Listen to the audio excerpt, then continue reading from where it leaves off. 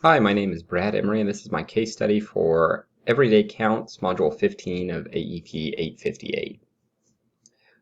As far as the summary of the case and establishing the facts here, we're looking at a decline in attendance at the Golden Oak High School.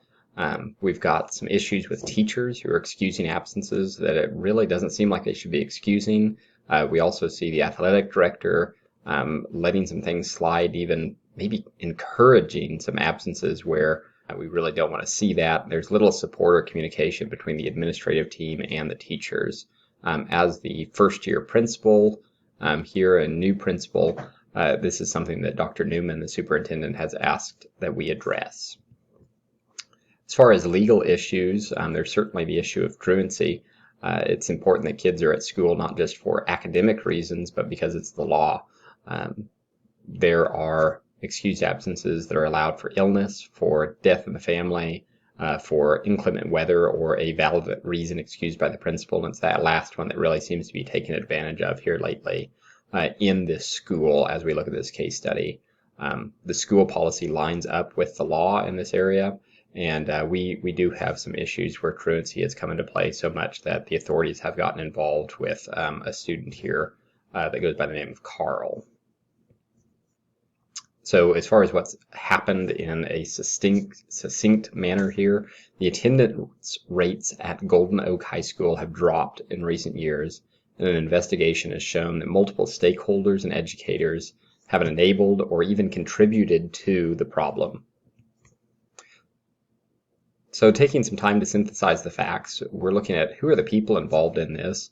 Starting right off at the top, the superintendent, Dr. Newman, is not only aware of the issue, but deems it as one of the top priorities for the new principal, Dr. Newman. Parents and families are a pivotal component in attendance, and they're really where we need to be focusing our efforts to make sure we can swing and change this decline in attendance back to where it used to be. Homeroom teachers really need to have the right perspective and play a huge role in getting kids eager to be at school and happy to be here. And our other stakeholders, such as the athletic director, play a large role in that as well.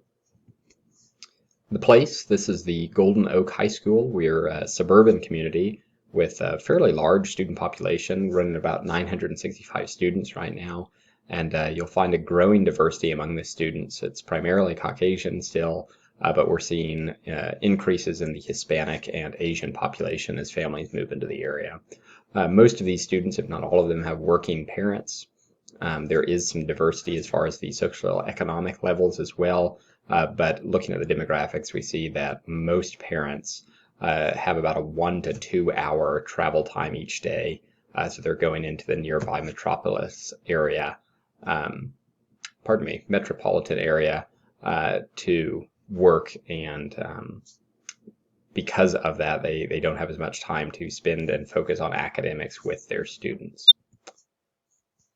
As far as program, curriculum, and instruction and things of that manner, we don't have a lot of information for this case study. We do see that it's a high school with students aged 9th grade through 12th grade, and one of the big things that is a positive for this school, and really it's going to work in our favor, I believe, is high teacher retention. And you're going to find that that leads to a lot of consistency for these students.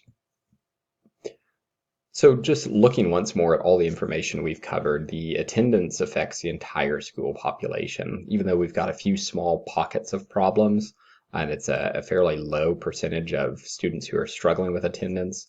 This is something that will affect everyone and will grow if it's not addressed early.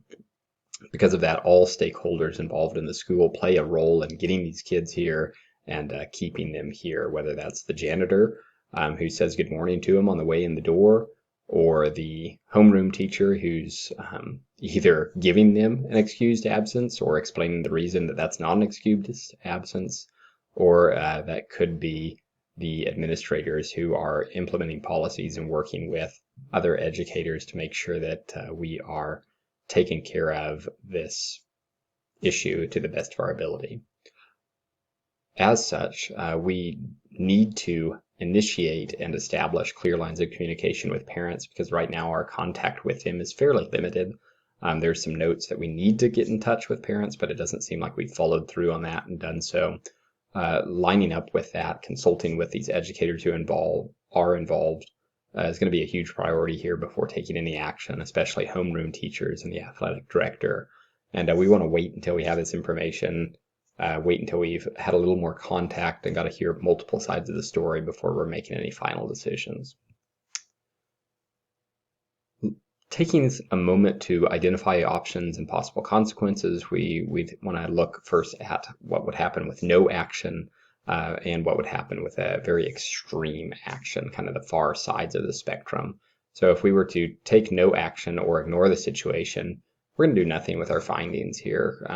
Everything that we've discovered as far as these particular students who are struggling with attendance and the teachers that are enabling or contributing to that, we're just going to let it slide and take no action. On the flipped side of that, or the other end of the spectrum, we can really drop the hammer and lay down the law and take action to swiftly and firmly clarify that attendance is a serious matter.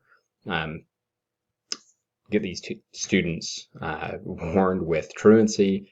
You would see an action on part of the administration and really pushing the teachers to make sure they're not only understanding but implementing and practicing the policies as outlined in the school handbook and district policies, and really a very firm hand on this would be your extreme action side of things. Considering a few other options that you could take, you could go somewhere in the middle but falling closer on the no action side and take minimal action. And just kind of talk with the teachers, talk with the students, and hope it gets better.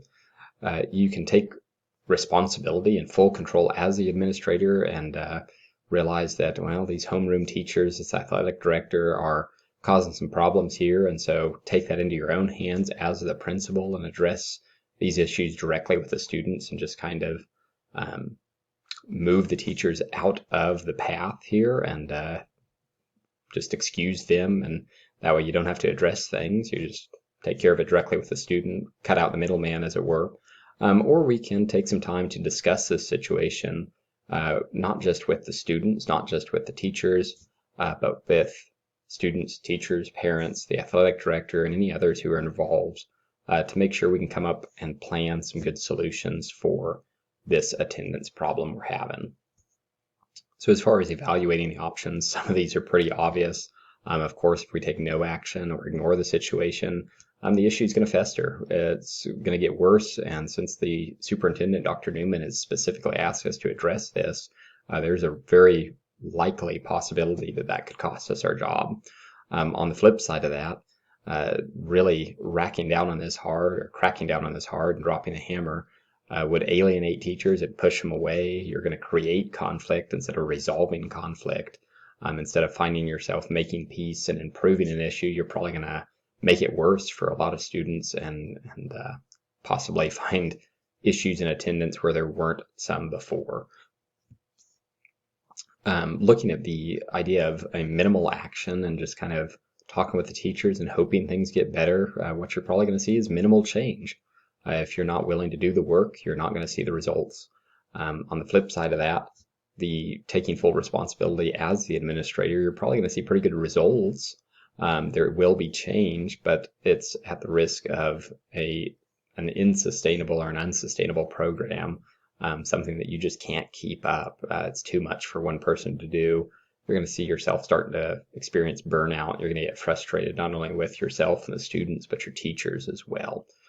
So as you can probably tell at this point, I'm leaning towards the third option here, where we're going to discuss the situation and plan solutions with all stakeholders in order to build community rather than just try and handle things on your own or ignoring a problem that exists.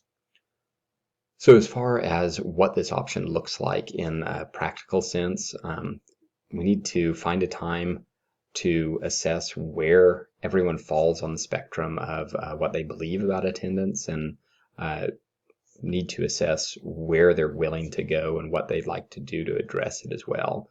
So talk with the students. You've got the information.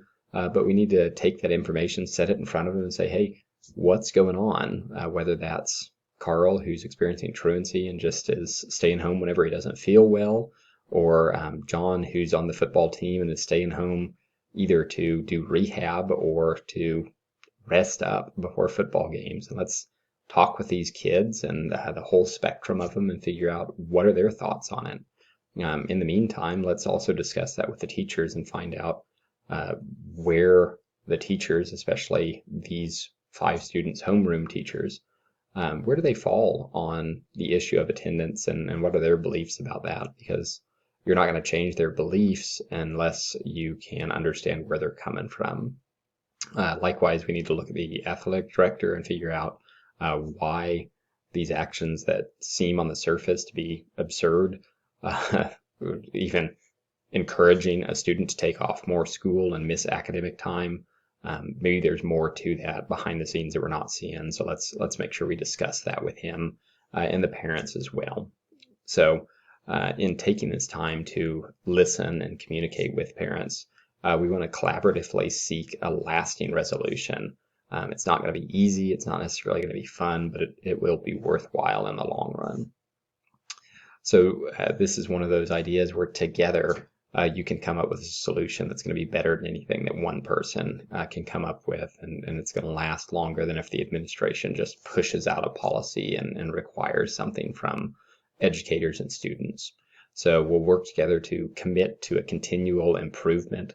So taking this data that as the administrator you now have, not only the data of hard numbers and facts that you see in student records, but some of that soft data that you've gathered by talking and collaborating and communicating with these stakeholders and applying that policy, that idea of small hinges move big doors. So we know we're not going to change everything right now. It's not going to be immediate, but making some small changes that are going to lead to some big results, not only fixing or addressing the problems we're currently experiencing, but putting up some safeguards and future-proofing the attendance issue so that when students start to show some signs of low attendance, we can address that before it gets to be a concern and a bigger problem like we're dealing with now.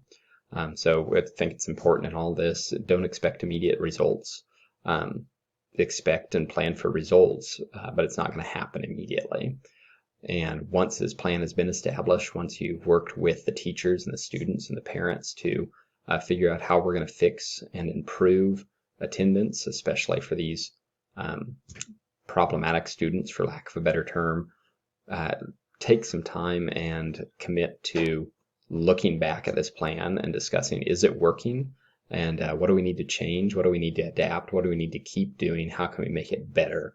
And touch base on that, whether that's monthly or quarterly or every semester, as the principal's currently doing touching in with the Christmas break here.